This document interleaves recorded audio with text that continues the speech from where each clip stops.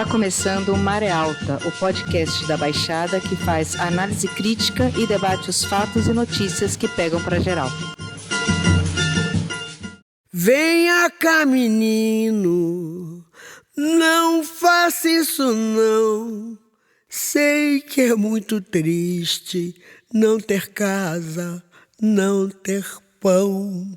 Não te leva a nada destruir o seu irmão. Você representa o futuro da nação. Venha cá, menino, não faça isso não. Sei que é muito triste não ter casa, não ter pão. Não te leva a nada destruir o seu irmão. Você representa o futuro da nação. Bom dia, boa tarde, boa noite. Está no ar mais um programa Maré Alta, o episódio 43. Hoje é quarta-feira, dia 20 de outubro de 2021. Esse programa é gravado na Baixada Santista, cada um da sua casa. Eu estou em São Vicente, sou Patrícia Camargo, sou cervejeira e produtora cultural. Temos aqui o Ricardo Rugai, que é professor de História e cervejeiro, também está em São Vicente. Bom dia, Ricardo. Bom dia, gente. Estamos aqui mais uma vez, né, nessa semana em que, no dia de ontem, a CPI da Covid publicou o aguardado relatório final, tão cheio de controvérsias, né? E que não por acaso, no mesmo dia, ontem, se você olhasse os principais veículos de informação, essa notícia do relatório final da CPI da Covid foi praticamente tapada e ficou em segundo plano, porque a notícia principal que ficou durante o dia todo foi o possível anúncio da Renda Brasil, que não por acaso, né, dialoga com o problema da fome, ou promete resolver o problema da fome, né? E aí estava para ser anunciado até às 5 da tarde, etc., um mercado apreensivo, porque isso iria onerar o gasto público, etc., e na última hora o governo retirou. E aí a gente se pergunta se o governo retirou mesmo, ou se o governo nunca teve a intenção de anunciar ontem, e usou esse anúncio aí do Renda Brasil de R$400, simplesmente para tapar a notícia do relatório final da CPI da Covid, né? Então a gente dialoga com um problema estrutural da sociedade brasileira, que é a fome, que é o nosso tema de hoje. E aproveitou de tabela para esconder, né, as denúncias graves aí concluídas pelo relatório da CPI. Pois é. E Fernando Figueira, trabalhador da área da saúde, ele está em Itanhaém e também vai contar que som que a gente está ouvindo hoje. Fala, Fernando. E aí, gente, tudo bem? Eu sempre acho que quando a gente pergunta para alguém tudo bem nos tempos que a gente está vivendo, é sempre uma pergunta esquisita, né? Porque as coisas não estão bem e faz tempo que não estão. A gente vai ouvir, ou a gente está ouvindo aí, né, um disco da Elza Soares, de 2019, se não me falha a memória, chamado Planeta Fome. Ela traz algumas músicas inéditas, mas também regravações, e acho que o disco também linka, né, com o nosso tema. E aí vou lembrar aqui uma resposta da Elza Soares que mostra, né, essa relação. Ela participou de um programa, né, no começo da carreira, na Rádio Tupi, com o apresentador Ari Barroso, né, e ela vai vestida com roupas simples, né, pobres, e o Ari Barroso pergunta para ela de que planeta que ela saiu. E aí ela responde, acho que com uma dose de, talvez de ironia, uma dose de poesia, mas também uma dose de indignação, que ela veio do mesmo planeta que o dele, que era o planeta Fome. É isso aí. Realmente as coisas não estão bem. A gente chegou aí no número 603.902 vidas perdidas. Um ano atrás, estreávamos o nosso podcast Maré Alta, né? E o nosso tema de abertura foi 150 mil mortes por Covid. Então, de um ano para cá, a gente foi de 150 mil para 604 mil mortes, né? As prefeituras estão tentando acabar com os obrigatórios de máscaras, hein? Estão sempre pensando aí na liberdade do indivíduo. E tudo indica que a vacinação está dando resultado para evitar mortes por Covid, mas ainda é cedo, gente. Em média, estão morrendo ainda por dia 350 pessoas, então a pandemia não acabou. Nosso tema de hoje, como o Rugai e o Fernando aí já deram um começo, vai ser a fome no Brasil. E vamos também fazer um link com o agro, né? Com o agronegócio brasileiro. Então, o Brasil ele é conhecido como um grande produtor e exportador de vários produtos, como carne, soja, milho e frango. Na verdade, o maior rebanho bovino do mundo é brasileiro. Peguei uma matéria aqui da semana passada ainda, mas que diz assim: após alta no preço, o Brasil tem menor consumo de carne vermelha em 26 anos. De lá para cá, apareceram as cenas do caminhão de ossos, apareceu o Procon dizendo que osso não pode ser vendido, osso só pode ser doado. Teve comerciante que falou que não vou doar, eu preciso vender.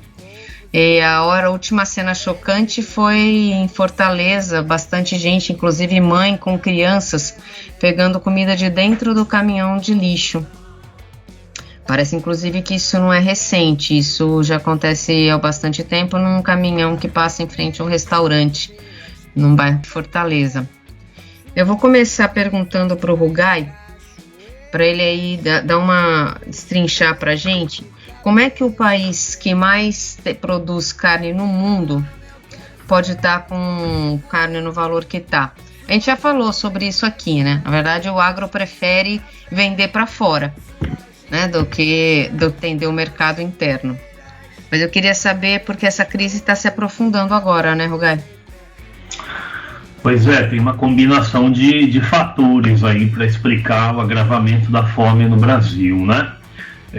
Então a gente tem hoje, tem dois critérios aí para a fome, né? Tem o que eles chamam da fome crônica, né? Da fome mais dura, que segundo os dados mais recentes está atingindo 19 milhões de brasileiros, ou seja, quase 10% da população brasileira, e esse número dobrou de 2019 para cá, era metade disso, né? E tem a insegurança alimentar, que se a gente for ver insegurança alimentar, é basicamente quem está tendo graves restrições na sua alimentação.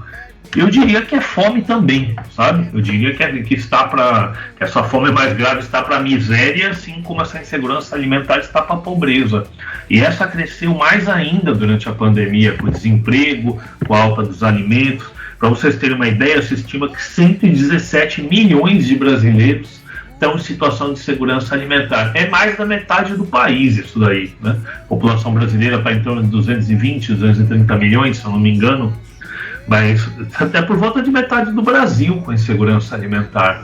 Isso aqui, nós não estamos entrando nem na qualificação dessa alimentação, falando em nutrientes, em alimentação melhor, alimentação pior, porque a gente sabe que boa parte das pessoas está se alimentando pior, né? Existe quase uma combinação de fome com má alimentação, né? Com alimentos processados entrando na alimentação das pessoas cada vez mais, e que a combinação disso é desastrosa do ponto de vista da saúde pública, do ponto de vista da saúde mental das pessoas, né?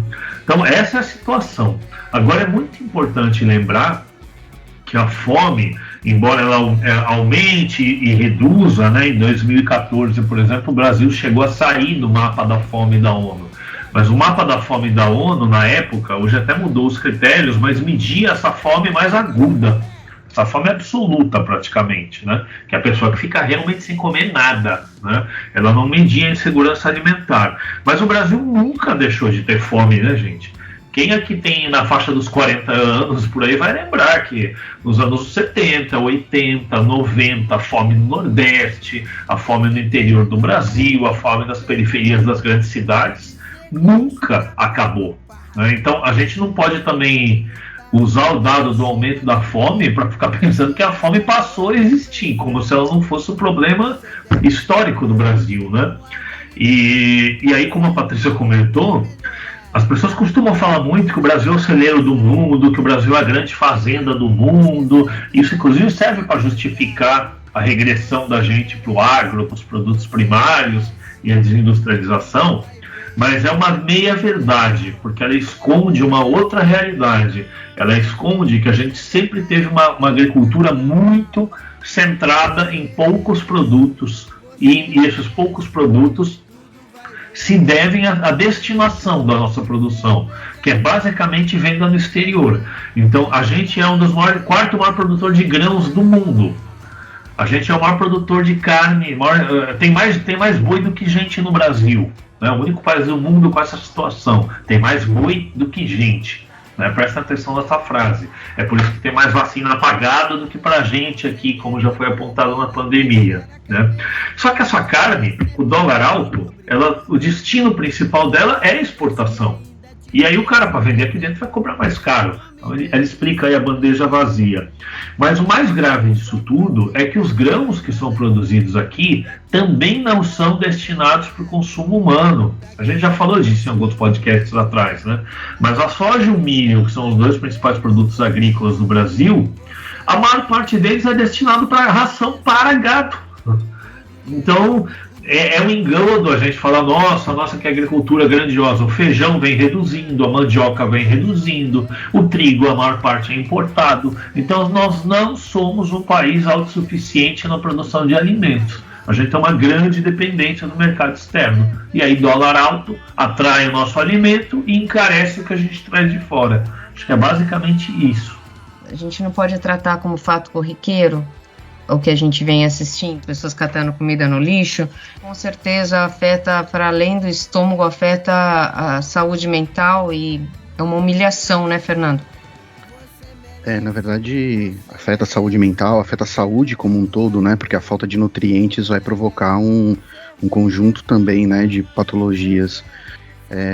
Não há como exigir do sujeito, ou exigir de qualquer um, algum tipo de atividade ou que inclusive o sujeito consiga organizar os seus pensamentos e qualquer coisa quando se vive uma situação como essa, né? Isso vai para além de qualquer discurso meritocrático, né? Enfim. Eu lembro, antes de entrar na faculdade, eu trabalhava na prefeitura de Santos e eu trabalhava no combate à dengue, isso lá no começo dos anos 2000, e um dia a gente foi lá no Alemoa, né, tinha lá o lixão do Alemoa, vocês lembram? E aí eu fui até lá, a gente foi fazer alguma atividade lá e subi no lixão, né, e vivi a cena, né, de o caminhão de lixo descarregar e as pessoas, enfim, se jogarem, né, se atirarem naquela pilha de lixo procurando alimento, procurando, enfim, outras coisas para conseguir sobreviver. Ou seja, né, só estou reafirmando que a questão do problema da fome, ela de fato não é nova, né? O que talvez seja novo é que a gente viveu um momento em que até 2014, 2015, né, entre 2010 e 2014, né, uma diminuição desses números, né, e logo depois do golpe, né, 2016, esses números voltam a crescer, ainda que em 2015 também já apontavam um crescimento, né, mas sobretudo depois de 2016, esses números cresceram mais. Não sei se vocês lembram, o primeiro ato do governo Bolsonaro foi acabar com o Conselho Nacional de Segurança Alimentar. Foi o primeiro ato, foi no dia 1º de janeiro de 2019. E de lá para cá, o governo Bolsonaro foi, em diversos momentos, dizendo que a fome no Brasil não existia, que quem falava sobre a fome no Brasil estava sustentando um discurso populista, mas que isso não era verdade, que a gente não encontrava nas grandes cidades as pessoas magras, transitando pelas ruas como a gente vê, né, nas imagens de outros países, né? Falar que se passa fome no Brasil é uma grande mentira. Passa-se mal, não come bem, aí eu concordo. Agora, passar fome não, você não vê gente mesmo pobre pelas ruas com um físico esquelético como a gente vê em alguns outros países aí pelo mundo. Agora a fome se torna um fator admissível para o governo porque ela se transformou numa justificativa, inclusive, para o auxílio, que se transforma, não sei se estou adiantando as coisas, gente, mas se transforma também num aspecto político, né, de sustentação do governo Bolsonaro para os próximos meses, né? Meses que, vale lembrar, antecedem a eleição. Então a fome se transforma para o governo Bolsonaro como um argumento, ou, enfim, algo que o defende das acusações da CPI, como o Rugai lembrou na abertura, mas que também como uma tentativa de construir um saldo político para as eleições, né? Então, o Bolsonaro fala tudo isso porque o agro está acima de tudo, né? O agro está acima de todos. E só que eles estão com um problemaço agora, porque foi encontrado algumas semanas atrás indícios daquela doença da vaca louca, né? Em carne bovina brasileira. E aí o nosso maior comprador, que é a China, está sem comprar faz 6 semanas. O que eles vão fazer, Ricardo, Rugai, se a China não voltar a comprar rápido? Bom, na verdade eles já estão fazendo, os frigoríficos já estão direcionando essa carne para o mercado interno, né? E esse caso é muito didático para a gente ver como a coisa funciona, né? A China compra 58% da carne brasileira. É praticamente, sabe, 6 em cada 10 quilos da carne brasileira exportada vai para a China. É um número muito grande, né? Se estima que 100 mil toneladas de carne brasileira estão travadas por conta dessa restrição da China. E aí a gente não vai saber exatamente os motivos, né? Pode ser tanto que o agro daqui esteja mentindo, de que essa aftosa esteja controlada sem riscos, quanto pode ser que a China esteja mentindo, né, ao exagerar a importância da condição sanitária e seja uma questão de disputa comercial, para forçar o Brasil a baixar o preço, ou para favorecer um outro tipo de fornecimento. Eu não tenho essa informação agora. O fato é que isso evidencia o peso da China nas exportações primárias brasileiras e a relação que a China tem com esse setor do agro, né? Não depende de convicção política aqui a coisa, nós estamos falando de economia, nós estamos falando de negócios, mas é inegável que o governo da China, supostamente comunista ou socialista, né, ele é o maior comprador do agro brasileiro, que politicamente é a maior expressão da direita bolsonarista no Brasil, o maior sustentáculo do governo Bolsonaro. Então, uma relação meio paradoxal e curiosa, que vale a pena, inclusive, a gente debater mais para frente em algum podcast, né? Qual é o papel da China na relação com o agro brasileiro. O fato é que eles já estão direcionando para o mercado interno, vai levar um pouco de tempo para chegar na mesa do consumidor essa queda de preço, mas já está sendo vendida a carne para o mercado interno aqui a 10% a 15% a menos, mas isso entre os frigoríficos e os distribuidores, né? Um outro ponto importante, que acho que ajuda a explicar a fome no Brasil, é que a gente, assim como na Petrobras, a gente tem a tradução direta do preço do mercado internacional para a bomba de combustível, sem a mediação do Estado, o mesmo acontece com os alimentos. Tem um órgão chamado CONAB, né, que é responsável pela regulação das safras, pela estimação de preços e pela formação de estoques, né, de alimentos no Brasil. Então, o que a CONAB, a Companhia Nacional de Abastecimento, deveria fazer? Ela compra e acumula estoques de produtos. E assim, quando tem uma inflação exagerada em algum item, né, alimentar, ela solta esse produto no mercado para garantir a alimentação do brasileiro. Os estoques da CONAB reduziram muito ao longo do governo Bolsonaro, de uma forma em que qualquer oscilação de preço do produtor privado é repassada diretamente ao consumidor. É mais ou menos o que acontece na gasolina. Então essa alta inflação de alimentos aí podia ter sido amortecida muito se a Conab e o Estado tivessem mantendo um papel mais atuante nisso daí, né? E vocês viram que em alguns bairros de São Paulo a carne está sendo vendida em bandejinha de isopor vazia, né? Ela vai com um preço, primeiro você paga ela no caixa e depois você vai lá e retira a carne no balcão. O que é grave disso é que isso só está acontecendo em alguns bairros periféricos ou bairros de uma situação de falta de alimento mais grave, porque isso não vai acontecer nos bairros de quem pode pagar. Então, além de tudo, é vergonhoso mesmo. E acho que esse é, de fato, um dos efeitos, né, da fome, né? As pessoas se sentem de fato humilhadas, né? Além da própria fome, além de tudo os sentimentos, os afetos que aparecem, né, em você ver seu filho sem ter comida, pedindo comida.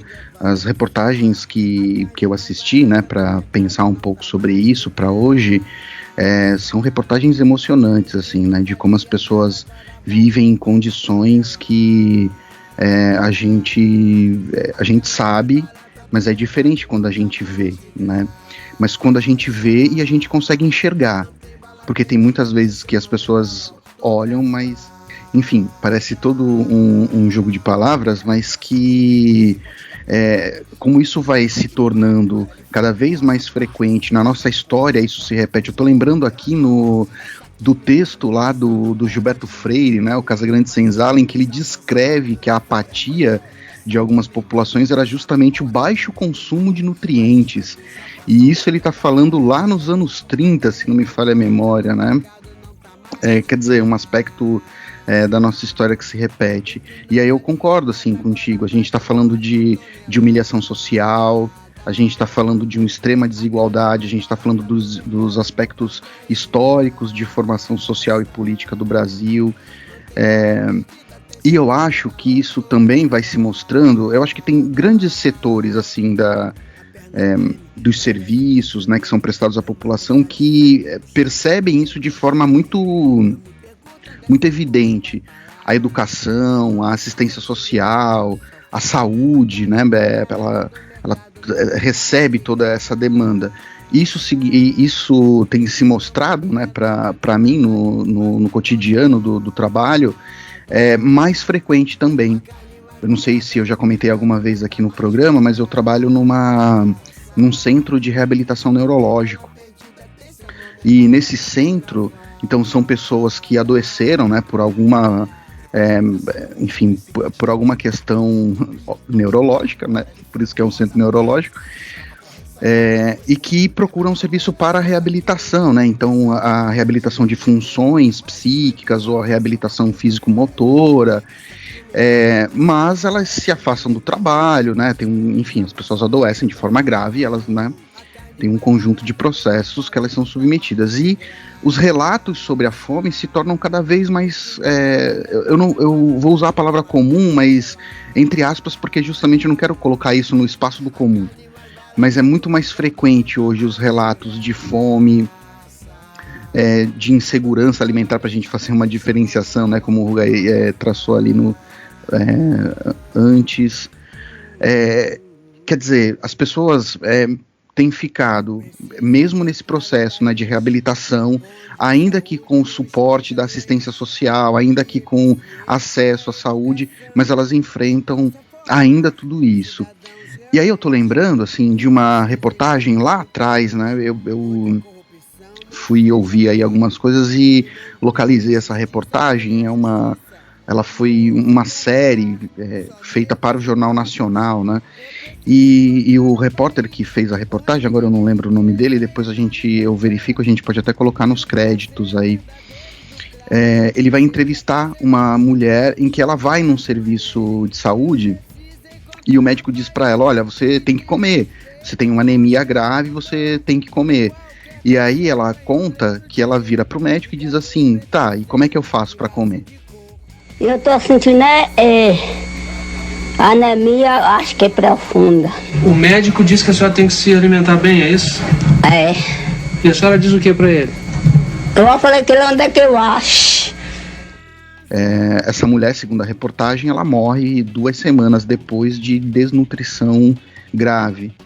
Mas eu também vejo isso na nossa realidade. Eu não vi casos de morte, mas vejo a condição das pessoas cada vez pior.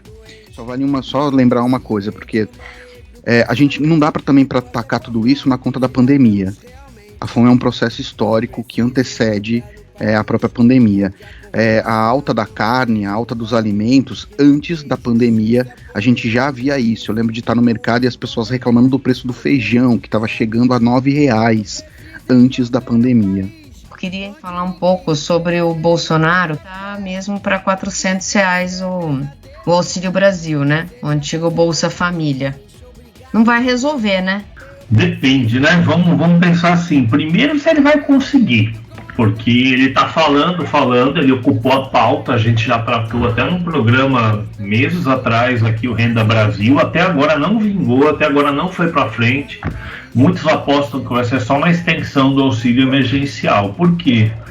Porque pro Renda Brasil emplacar, ele precisa indicar os recursos, precisa ser aprovado uma PEC no Congresso, né? Então, ou ele estoura o teto dos gastos, ou ele vai ter que deixar de pagar os precatórios.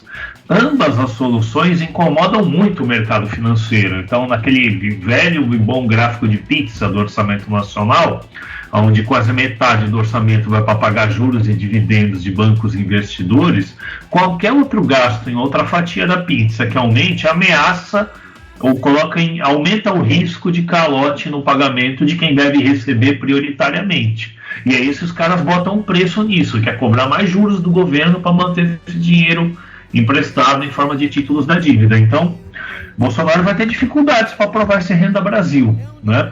Mas se ele fosse aprovado, certamente ele vai ter um impacto positivo sim na redução da fome. Porque com R$400 por mês a pessoa sai dessa situação de fome extrema, daqueles 19 milhões que estão passando fome extrema. Esse problema é resolvido, não o problema do desemprego, nem o da insegurança alimentar mais ampla, né? A questão é se o Bolsonaro consegue. E aí a gente vê como a tal da frente ampla na política é complicada, né? Porque os setores da direita tradicional, aliados do mercado financeiro, do liberalismo, etc., eles estão mais à direita do que o próprio Bolsonaro no que tange a Renda Brasil. Eles não querem gastar mais, nem mesmo com isso, nem mesmo na questão da fome. E o Bolsonaro, por conveniência política, né, e o Centrão sabe muito bem disso, sabe que para ele continuar tendo chances políticas, ele precisa bancar esse auxílio, né? Então, essa contradição. Queria encerrar aqui na última fala, lembrando do papel crucial da fome na expansão do capitalismo e na implantação do capitalismo a nível mundial, né? Ao contrário do que as pessoas imaginam, né, a teoria liberal é de que todo ser humano é por natureza individualista. Então, quando o capitalismo chega ali e oferece a oportunidade de ganhos individuais, a cobiça das pessoas emerge, as pessoas vão super topar, né, esmagar os outros para ascender no capitalismo. Mas isso não corresponde em nada à realidade histórica. O capitalismo nunca se expandiu dessa forma. Toda vez que o capitalismo se expandiu pelo mundo inteiro, ele teve que primeiro reduzir as pessoas à condição de fome, para daí sim as pessoas toparem entrarem no tipo de trabalho assalariado. A fome foi a condição para a geração do trabalho assalariado, não foi a ganância, nem o individualismo das pessoas, isso é um efeito posterior, né? Normalmente essa realidade parece invertida, né? Aquilo que foi produzido historicamente aparece como parte da natureza humana. E isso não foi só pelo mundo, tá? Pelas colônias, pela Ásia, pelas Américas, pela África. Na própria Inglaterra, a gente antecipa muito o capitalismo lá para a Revolução Industrial em 1750. Então vale a pena esse parênteses histórico aqui. Em 1834, em pleno século XIX, já com a primeira Revolução Industrial inglesa feita, o Estado inglês ainda tinha um sistema de abonos chamado Poor Laws, ou Lei dos Pobres, em que ele complementava os salários abaixo do que seria o limite mínimo de sobrevivência. Tinha um cálculo de gramas de pão que a pessoa tinha que comer durante todos os dias. E aí o Estado complementava isso. O efeito disso foi o quê? As pessoas começaram a fazer corpo mole no trabalho, o patrão começou a pagar menos porque o Estado ia complementar, os impostos subiram para bancar essa complementação, a produtividade caiu, de tal modo que assim, os trabalhadores tinham vergonha de receber isso, os patrões pagavam menos e reclamavam da preguiça, entre aspas, dos trabalhadores, e o Estado reclamava dos impostos. Chegou no momento em que o parlamento inglês decide abolir a lei dos pobres, que curiosamente era apelidada de Lei do Direito de Viver. E aí as falas do parlamento inglês na época são épicas. Tem um deputado que fala assim: obviamente chegamos à conclusão que para o sistema de mercado prosperar é preciso acabar com o direito de viver. Eu fecho por aí. Bom, acho que só mais um elemento para adicionar, e acho que tem uma relação com esse resgate histórico, né, que o Rogério acabou de dizer, que é como o discurso meritocrático, né, que tem a ver com tudo isso, como o discurso meritocrático serve novamente para esconder, né, todas essas coisas que vão ganhando uma certa naturalidade ou uma certa artificialidade como um resultado direto ou um efeito, uma torção das próprias relações sociais, né? Mas as relações sociais, elas são iguais, né? Todo mundo parte do mesmo lugar, tem as mesmas condições, e aí isso corresponde à naturalidade das pessoas, né? A preguiça, a ociosidade, né? Vejam, adjetivos bastante comuns na nossa história para definir a população brasileira, né? É claro que eu estou usando uma ironia, né? A gente não parte dos mesmos lugares e a gente não vive uma sociedade que as pessoas têm as mesmas oportunidades e tudo mais, e é por isso que o discurso meritocrático ele é uma torção da realidade, né? Ele mascara a realidade, e isso está muito presente, né? Quando a gente deixa de enxergar a situação das pessoas e transforma isso também numa certa naturalidade, a gente admite que isso aconteça. Particularmente eu acho que a gente não deveria admitir que no país existisse pessoas sem casa, a gente não deveria admitir que existissem pessoas sem comida, mas é claro, né, eu estou puxando, né, por um discurso que é ético, que fala de um certo lugar, né. Para o capital nada disso importa, e a gente sabe, né, muito bem. O Rogério acabou de fazer novamente um resgate histórico aí que mostra isso, né? Então, oportunidades iguais, tudo um blá blá blá. E só para linkar também, né, com a questão da Covid, a gente viu muito bem que quem mais morreu na Covid foram os pobres. Quem mais empobreceu na Covid foram também os mais pobres, né? E as propostas de minimizar isso são praticamente inexistentes, ou se elas aparecem, como é agora o Auxílio Brasil, é muito mais como um efeito político do que qualquer outra coisa. Inclusive, vale a pena dizer que o aumento na proposta, né, do valor por R$400, eu também acho que impacta a vida de muita gente, né? As pessoas recebiam R$80, isso já provocava um impacto na vida delas. R$400 vai provocar um impacto, mas, como eu disse, tudo bem que para as pessoas pode ser que pouco interessa, né, se é política, se não é política. O que interessa é que a comida vai ter e que o dinheiro vai chegar, né? Mas, por outro lado, vale a pena mesmo assim a gente dizer que o aumento tem a ver com a tentativa de apagamento das políticas petistas, né, da marca petista do Bolsa Família. Ou seja, a fome se tornou um argumento político, se tornou parte de uma disputa política, e que ainda assim, em muitos momentos, o governo distorceu ou escondeu ou posicionou como uma naturalidade a própria miséria.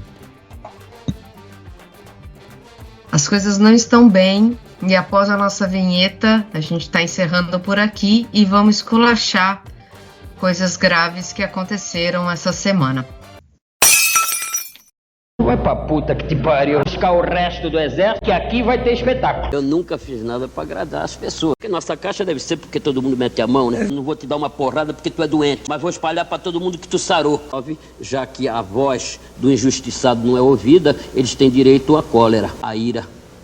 O meu esculacho vai pro Eduardo Bolsonaro e família, né, que em viagem bancada pelo governo, e num momento em que a gente estava vendo circular as imagens de gente buscando o osso, buscando pé de galinha, vasculhando o lixo para encontrar alimento, ele tira uma foto vestido de sheik, como eu disse, com a sua família e fazendo arminha. Além de tudo, né, além da insensibilidade, na verdade é mais do que isso, né, é um escárnio, né? Meu esculacho hoje vai para a Assembleia Legislativa do Estado de São Paulo, que aprovou o PLC 26 do governador Dória, que constitui mais um ataque aos servidores públicos.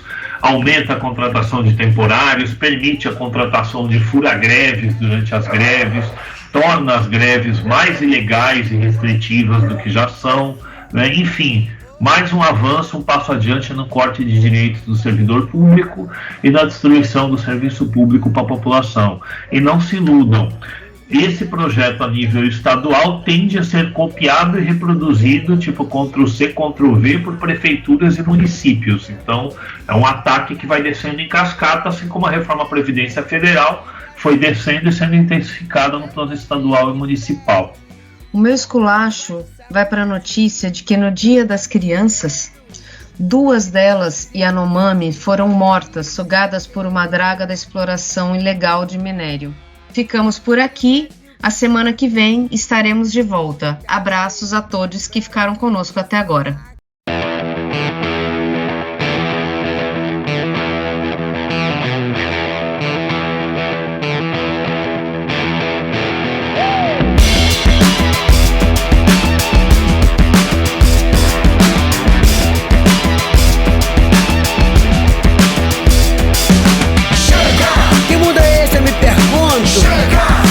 Mudar de assunto, falar de coisa boa, mas a minha alma ecoa. Agora o grito, eu acredito que você vai gritar junto. Chega! Que mundo é esse, eu me pergunto. Chega! Quero sorrir, mudar de assunto, falar de coisa boa, mas a minha alma ecoa. Agora o grito, eu acredito que você vai gritar junto. A partir de agora a terra é plana. 2 mais 2 são 7, quilo vale 700 gramas. Terrorista será aquele que não bota veneno na sua mesa ou na plantação.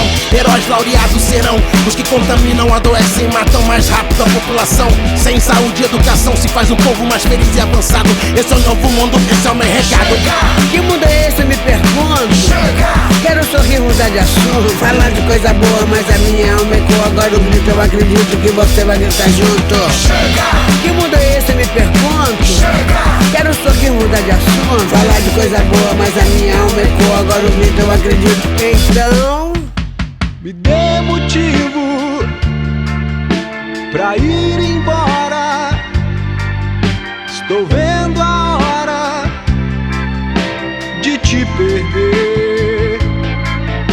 Me dê motivo, vai ser agora.